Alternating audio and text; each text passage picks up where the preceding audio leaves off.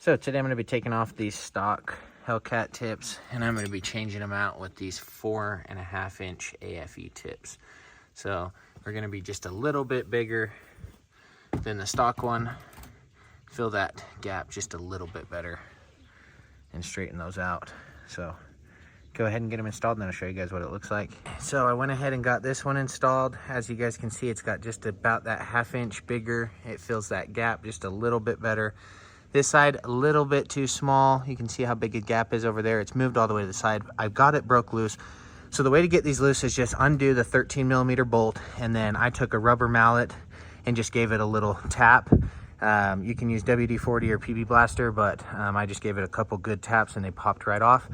And then you pull those out and you're gonna put your new ones on. So real quick, this is the stock one.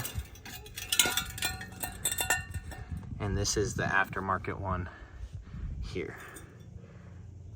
So it's about twice as heavy, a little bit more heavy duty there. But now I'm gonna go ahead and get this one installed. So what we're gonna do here is we're just gonna pop that off. We're going to take the new one, and you'll see just inside that clamp, you're gonna just stick this in there and wiggle it in till it's in place. Okay, so we got both the tips installed, stock tips removed.